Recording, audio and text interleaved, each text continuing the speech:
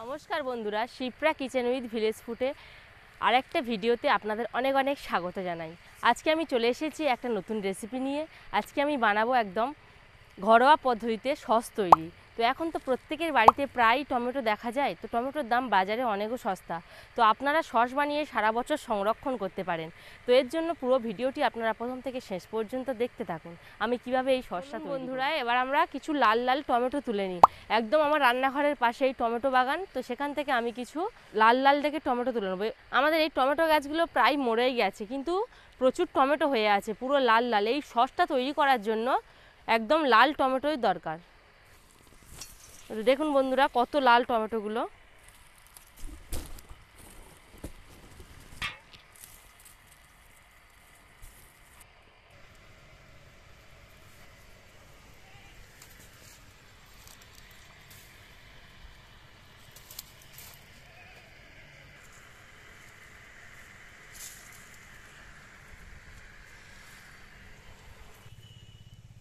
টমেটোগুলো তুলে আমি রান্নাঘরে চলে এসেছি। এখানে প্রায় আমি 2 কেজি মতো টমেটো তুলে নিয়েছি। এবার এগুলোকে পরিষ্কার করে ধুয়ে নেব।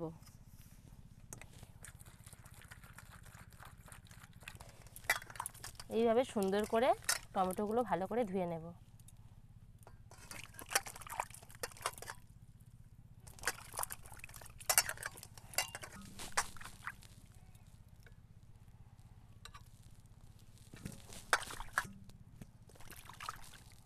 এবার আমি সুন্দর করে টমেটোগুলো কেটে নেব।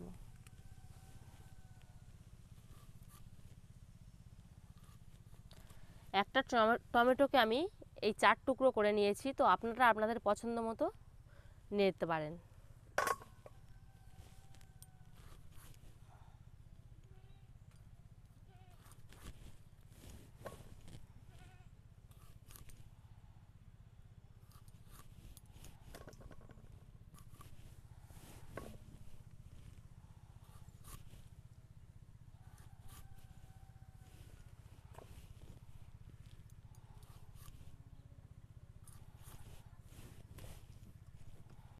আমার সব টমেটোগুলো কাটা হয়ে গেছে।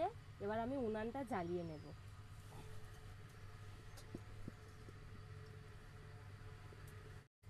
তো আমি উনানে কড়া বসিয়ে দিয়েছি। এবার এই কড়ার মধ্যে আমি এই টমেটোগুলো দিয়ে দেব। তো এই কড়াইতে আমি তেলও দেবো না, জলও দেবো না, শুধুমাত্র এই টমেটোগুলোই দিয়ে দেবো।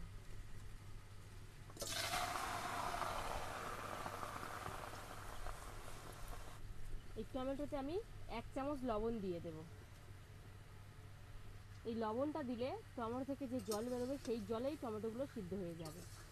তো একটু নাড়াচাড়া করে ঢাকনা দিয়ে দেব।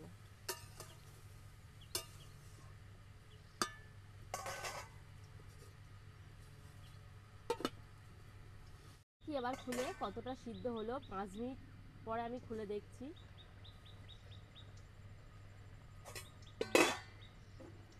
তো দেখুন বন্ধুরা, কতটা জল বেরিয়ে গেছে টমেটো থেকে। এখন অনেকটা সিদ্ধ হতে বাকি আছে। একটু নাড়াচাড়া করে আবারও ঢাকনা দিয়ে দেবো। আবারও 5 মিনিট পর আমি খুলে দেখি টমেটোটা কতটা সিদ্ধ হয়েছে।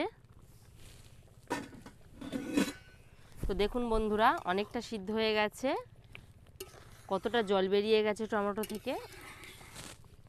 খুন্তি দিয়ে একটু এইভাবে ঘেঁটে ঘেঁটে দেব।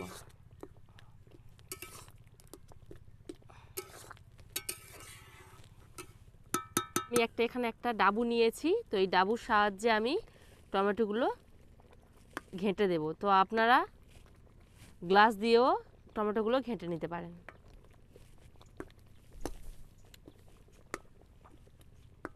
এইভাবে সুন্দর করে টমেটোগুলোকে ঘেঁটে নেব।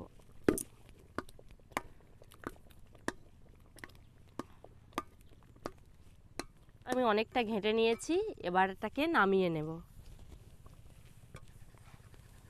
তো অনেকটা আমার ঘেঁটে গেছে টমেটোগুলো। এবার এটাকে একটু ঠান্ডা করে ছেঁকে নেব।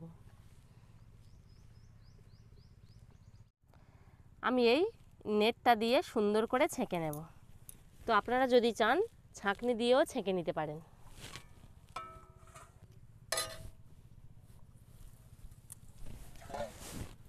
তো এইভাবে সুন্দর করে ছেঁকে নেব।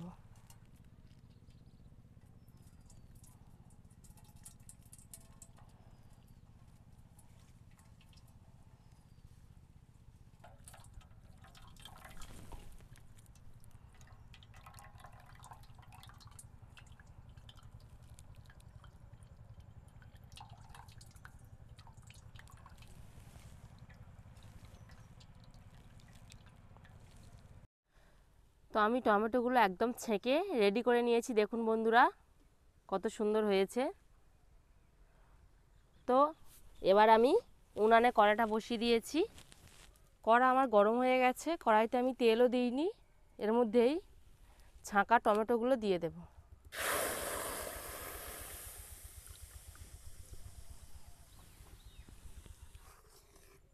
এই ছেঁকে নেওয়া টমেটোটা ফুটতে শুরু করে দিয়েছে। এবার আমি এর মধ্যে তেঁতুল আমি গুলে নিয়েছি, পুরনো তেঁতুল, সেটা আবার একটু ছেঁকে দিয়ে দেব।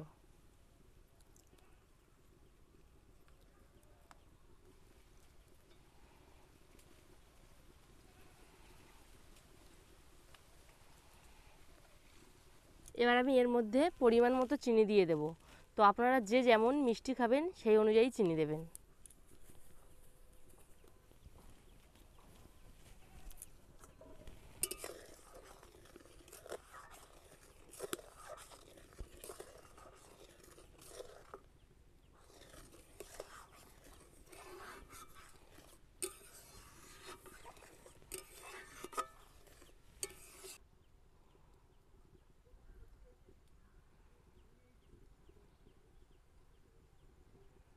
একটু ঝাল ঝাল হওয়ার জন্য আমি এখানে একটু লঙ্কা গুঁড়ো দিয়ে দেব।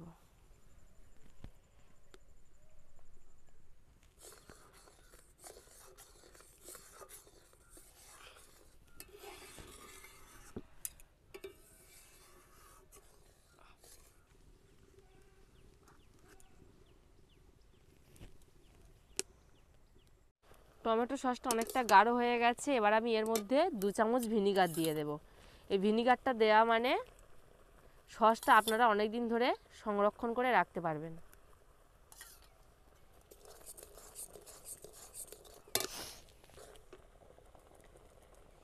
দেখুন বন্ধুরা কতটা মোটা হয়ে গেছে সসটা,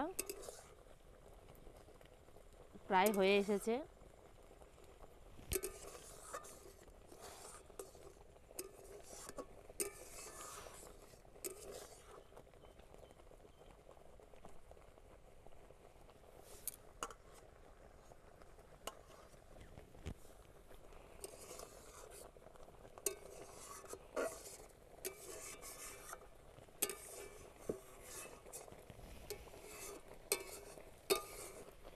তো অনেকক্ষণ নাড়াচাড়া করার পর আমার টমেটো সসটা তৈরি হয়ে গেছে। দেখুন বন্ধুরা এরকম গাঢ়ত্বের করেছি। এবার আমি এটাকে নামিয়ে ঠান্ডা করে নেব। তো নামিয়ে ঠান্ডা করে আপনারা সবসময় চাইবেন কাঁচের বোতলে রাখতে। তো কাঁচের বোতলে রাখলে 1 বছর আপনাদের ভালো থাকবে, ফ্রিজে না রাখলেও। সসটা আমার ঠান্ডা হয়ে গেছে, এবার আমি কাঁচের বোতলে ভরে নেব।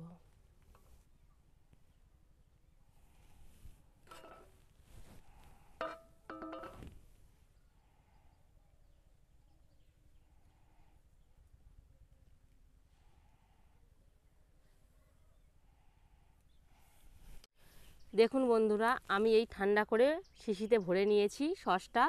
তো কত সুন্দর কালার এসেছে দেখুন, একদম দোকানের মতো, স্বাদেও সেই দোকানের মতোই হয়েছে।